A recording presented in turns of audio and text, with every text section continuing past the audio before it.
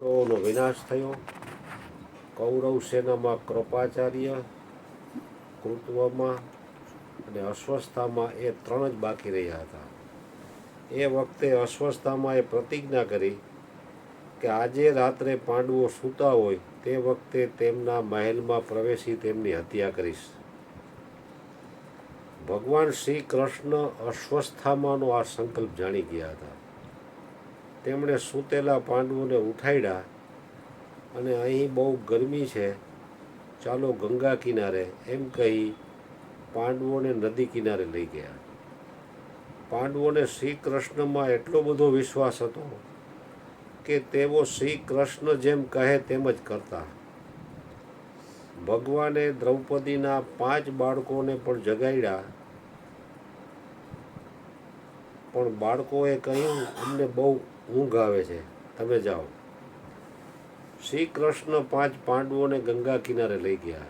એ જ રાત્રે મોડેથી અશ્વસ્થામાં પાંડવોના મહેલમાં પ્રવેશ્યો અને દ્રૌપદીના 5 બાળકોને મારી નાખ્યા. પ્રાતઃકાળે આ ઘટનાની જાણ થતાં દ્રૌપદી દુઃખી થઈ ગયા. દ્રૌપદીએ બદલો લેવા અર્જુનને અશ્વસ્થામા સામે યુદ્ધ કરવા મોકલો. અર્જુને અશ્વસ્થામાને પકડ્યો, પણ આશ્ચર્ય એ વાતનું હતું કે પોતાના સૂતેલા 5 પુત્રોની હત્યા કરનાર શત્રુ અશ્વસ્થામાને બાંધીને ઘેર લાવેલો જોઈ દ્રૌપદી ઘડીભર પુત્ર વિયોગ ભૂલી ગયા. તેઓ અશ્વસ્થામાને બાંધેલો જોઈ શક્યા નહીં. તેમણે અશ્વસ્થામાને વંદન કર્યા. તેમણે અર્જુનને કહ્યું, તમે આ શું કરો છો? છોડી દો એને. મારા આંગણે આવેલા બ્રાહ્મણની પૂજા કરો, એને મારશો નહીં. આજે હું મારા પુત્રોના વિયોગમાં રડું છું. અશ્વસ્થામાને મારશો તો તેની મા તેના પુત્રના વિયોગમાં રડશે. હું તો વિધવા છું, સધવા છું, પરંતુ અશ્વસ્થામાની માતા તો વિધવા છે. પતિની પાછળ પુત્ર માટે જીવે છે, એટલે દુઃખ થશે.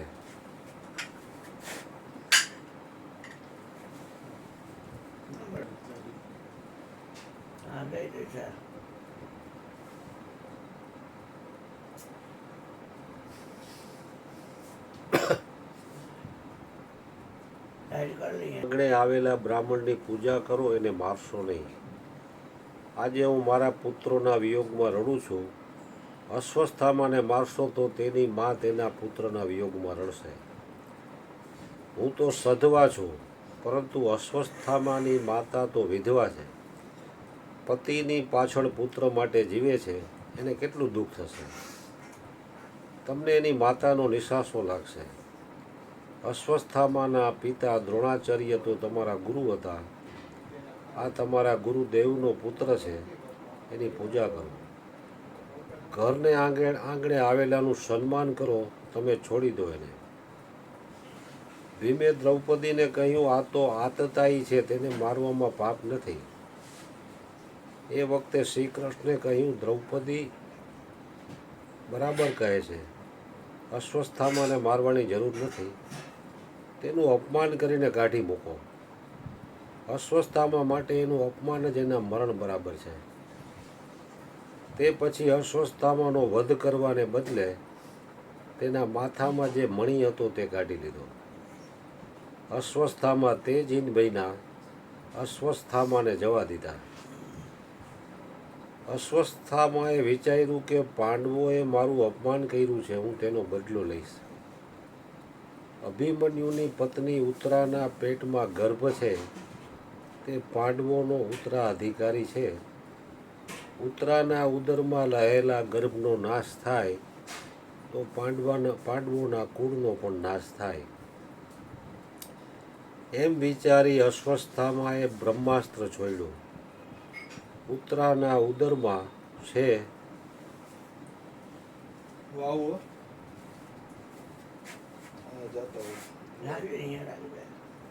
ક્યાં રાખો? આ લોકો દેવાની અને ભગવાન તું તો ખાય ને.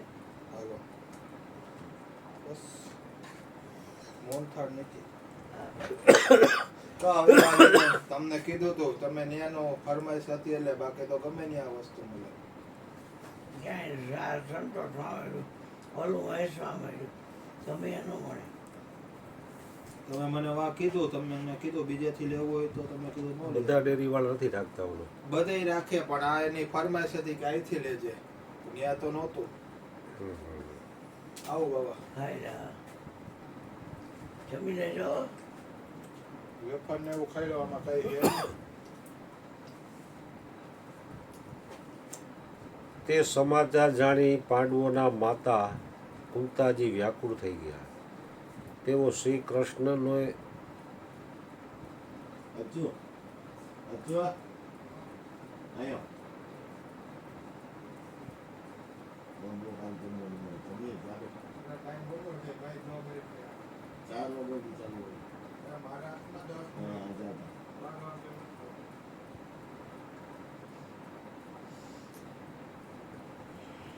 ભૂખ લાગશે ને ખાઈ લેશે આપણો શું કરવું માનવી તો.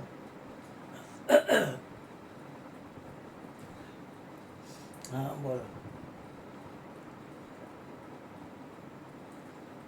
કૂતરાના પેટમાં ગર્ભ હતો, પ્રવાસ સર્વ વાર્તા આવડતું નહોતું, છતાંય રક્ષા કરી ભગવાન. વિચાર કરો.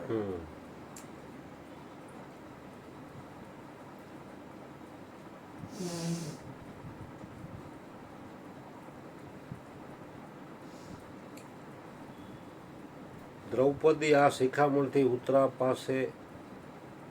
પાંડવો પાસે નહીં પણ દ્વારકાધીશ પાસે ગયા.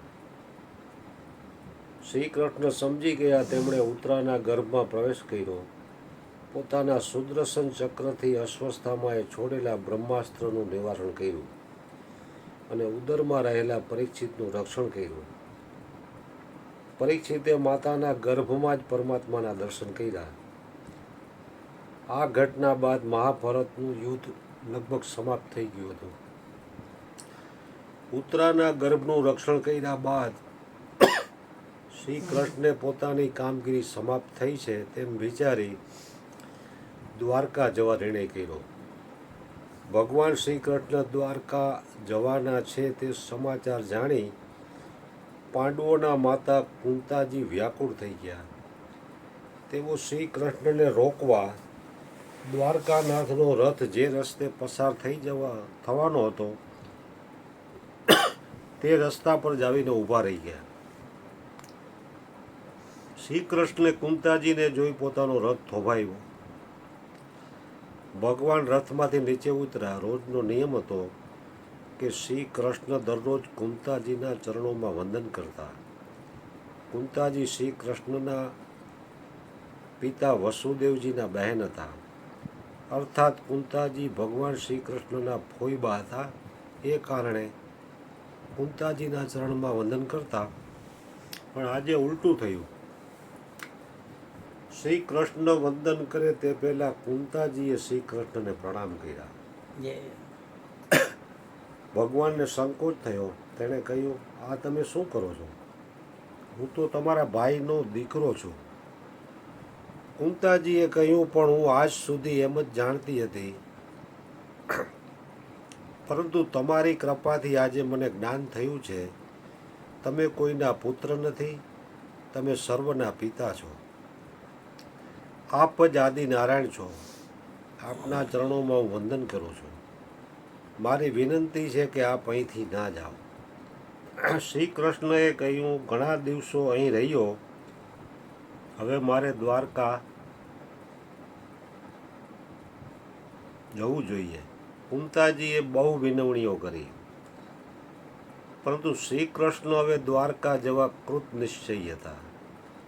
ભગવાનનો આ મક્કમ નિર્ણય જાણ્યા બાદ કુંતાજીએ વિનંતી કરી, દ્વારકા જવું હોય તો ભલે જાઓ, પણ એકવાર મારા મહેલમાં પધારો. શ્રી કૃષ્ણએ કુંતાજીની એ વિનંતી માન્ય રાખી. તેઓ કુંતાજીના મહેલમાં ગયા. શ્રી કૃષ્ણને પોતાના મહેલમાં આવેલા જોઈ પાંડવો રાજી થયા. કુંતાજીને લાગ્યું કે રસ્તામાં ઊભા રહી મેં ભગવાનને હાથ જોડ્યા, તેથી તેઓ અહીં આવ્યા. અર્જુનને લાગ્યું કે કૃષ્ણને મારા પર બહુ પ્રેમ છે માટે તેઓ અહીં પધાર્યા. દ્રૌપદીને લાગ્યું કે મારા બાળકોના મૃત્યુ નીપજ્યા છે તેથી મને આશ્વાસન આપવા મહેલમાં આવ્યા. સુભદ્રાજીને લાગ્યું દ્રૌપદી તો માનેલી બહેન છે પણ હું સગી બહેન છું માટે શ્રી કૃષ્ણ પાછા ફર્યા. કુંતાજીએ શ્રી કૃષ્ણની આગતા સ્વાગતા કર્યા પછી કહ્યું, ભલે આપ દ્વારકા પધારો પણ મને કંઈ આપશો નહીં?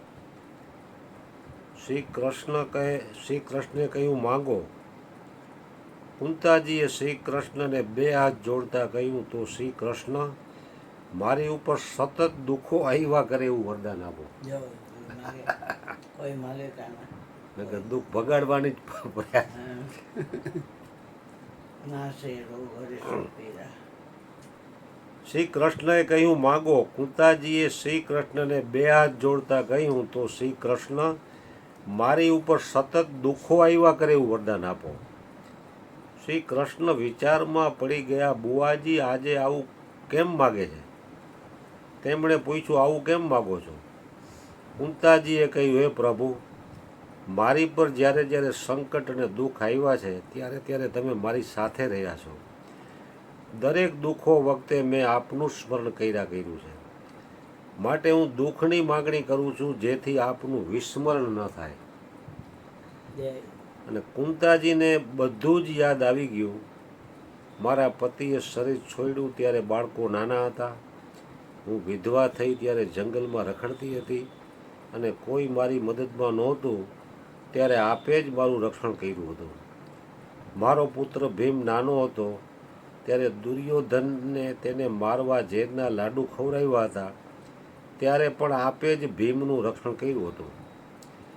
મારા પુત્રોને લાક્ષાગૃહમાં બાળવા પ્રયાસ કર્યો ત્યારે આપે જ તેમને બચાવ્યા હતા. દ્રૌપદીની લાજ પણ આપે જ બચાવી હતી. અને એ વિચાર્યા બાદ કુંતાજી ફરી બોલ્યા, મને બહુ સુખ ના મળે, એટલું જ સુખ મળે જે ભોગવતા ભગવાન યાદ આવે. ભગવાન ભૂલાય તેવું સુખ મને જોઈતું નથી. માટે જ ભગવાન હું આપની પાસે દુઃખની માંગણી કરું છું જેથી મને સતત આપની યાદ આવે.